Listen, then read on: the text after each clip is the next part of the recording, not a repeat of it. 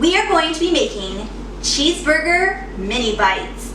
These are tasty treats that your dog will love. It's going to be easy to make and easy to clean up as well.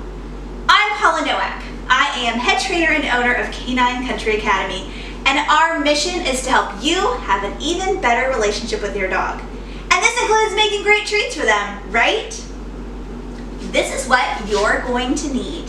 You're going to need one of these fancy schmancy pyramid pans. I put the link down below so you can buy your own. These are going to be what makes it super easy because it's easy to clean and we don't have to cut these up. This pan is going to make us 500 treats for one recipe. You're also going to need a sheet pan just because this is flimsy, so you need something to go under it when you put it in the oven. You're going to need to set your oven to 350 degrees, which we've already done. You'll hear my oven kind of clicking around. You're going to need something to smear your treats with, so a spatula works good, or even the little thing they use for the rice cooker. You'll need a tablespoon to mix and to measure. You're going to need some measuring cups. We're going to measure about a cup and a cup and a half. You're going to need a bowl. You're going to need a food processor. I have a teeny tiny one that works. If you have a great big one, it's going to save you even more time. You're also going to need the ingredients. You're going to need some brown rice flour or whatever kind of flour you feel comfortable giving your dog. I like using rice flour because it tends not to be something that causes upset, and most dogs aren't allergic to it. You're also going to need some cheese. I'm using whatever we have. You can use cheddar, mozzarella, parmesan, whatever your dog likes. We're going to grind that up here in a moment because we want everything to be the same consistency. We're also going to need some ground beef already cooked up. We're also going to take this and put it in the food processor, make it a little pate, if you will. If your dog is allergic or does not like beef, you can use other meats. Just make sure to grind it to the consistency you want.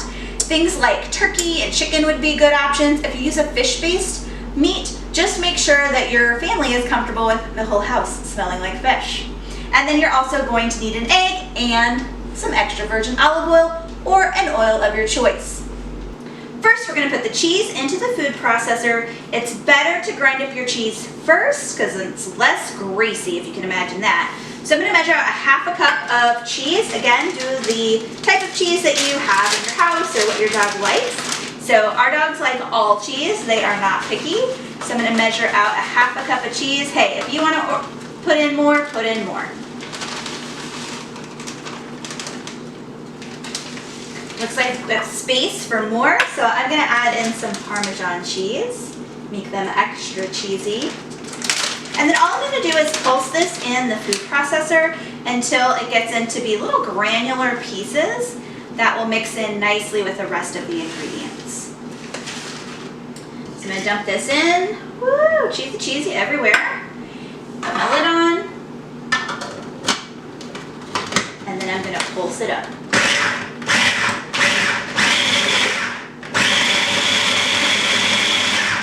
Now, if you were to take a block of cheese and grate it, what I would recommend doing is put that cheese in the freezer until it's a little stiff and then put it in the food processor. It might get super gooey if you do it when it's warm.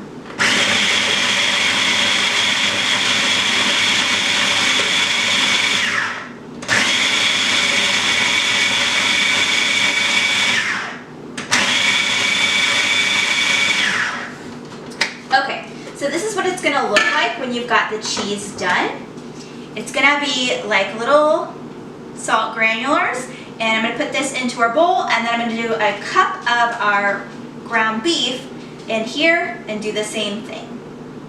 Alright, what we're going to do is we're going to take our meat and measure out about a cup of it so that we can grind it up. It's going to turn it into a pate. I cooked this ahead of time, so I'm going to have to break it up a little bit as I go to get a good measurement. For you, if you cook it right away, then you should have an easy way of measuring it, just scooping it out of here. Remember, you can use other meats if you'd prefer. I'm going to get this in here. Now you could also use your leftovers. If you have ground beef that doesn't have a lot of seasoning, you could do that and just repurpose leftovers, especially if you're not a big fan of leftovers. And then I'm going to put this in the food processor, and hey, if some falls on the ground, there's likely a dog underneath, which for me there is, and I don't even have to pick it up. So I've got our meat in here. This recipe is going to be more meaty, meaning that the flour isn't going to be as much of the treat. So you'll see we're going to put a lot less flour than some of our other recipes, and those recipes you can find down below. I'll link to them so you can do those as well.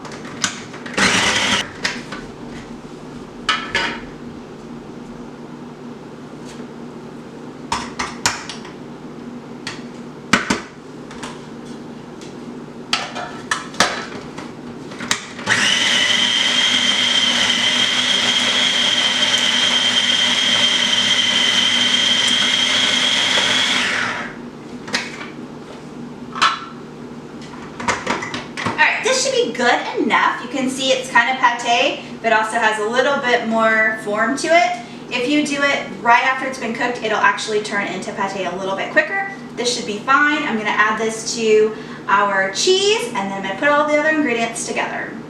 Next, we're going to add 1 cup of our flour. I'm using brown rice flour.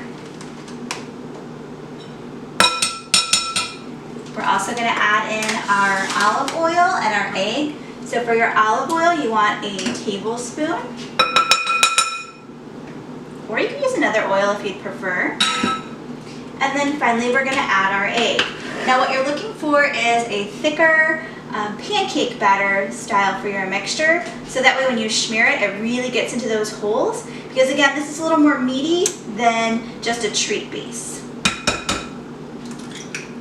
Almost like a meatball, if you will. So I'm going to mix this up, and if it seems like it's a little too dry, which it might be, I'll just add some water until I get the consistency I want. Okay, now we have the consistency we're looking for. It's a thick pancake-like batter. It did take me about a half a cup, just a touch more of a half a cup of water to get to this consistency.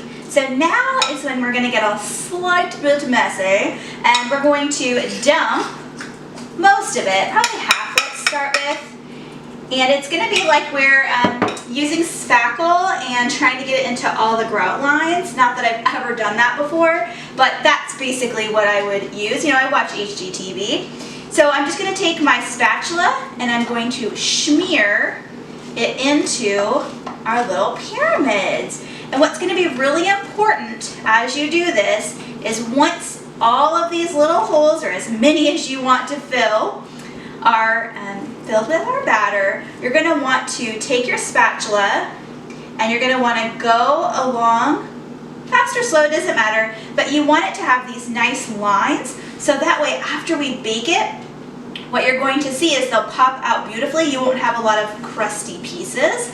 That's a technical term, crusty pieces. So all I'm going to do is just keep taking this and smearing it along. You do need to stabilize it. It is a silicone mold, so it will move on you. And then once I get all of this batter put in, I'm going to take it and put it on my baking sheet, and I'm going to bake it for 20 minutes. Now when I bake it for 20 minutes, I am going to keep an eye on it because ovens do vary and your recipe might vary slightly. I did start just doing it with 12 minutes and then I had to keep adding time the first time I did it. So 20 minutes seems pretty good. You get a treat that is pretty crispy. If you want a little more doughy treat, then just cut down the time a little bit, but keep an eye on it. It's going to be hard to tell because our meat is already dark. So you're looking that when you kind of pop it a little bit, and I'll show you this, that it's coming out easily, so that way you know it's good to go. Now let's say you don't have one of these pans, or your dog does not like small treats. I do have some dog friends that really prefer those big hunky treats. You could absolutely use a different size mold, or you could put it inside the baking sheet and then just smear it. I would make it somewhat thin, maybe the size of a cracker, and bake it that way, and then you can break it up or cut it up. The love of this is just that it already takes care of the cutting. I don't want that cutting portion. So if you want, you could throw it in a baking sheet and then cook up a different kind of shape for your dog. I've just taken these beauties out of the oven. As you can see, if you just tip it a little bit, they start moving and then they will pop out. So that's when you know they're ready. This was 20 minutes at 350 degrees. They're slightly crunchy, and all you have to do when it's cool enough for you to do so, be careful, it could be hot, is you're going to take this and then dump it into a container, and then you could put it into snack size bags and freeze them, or other containers of your choice. These are good for about a week in the refrigerator, but you could freeze them in case you don't need as many treats. So here's the magic.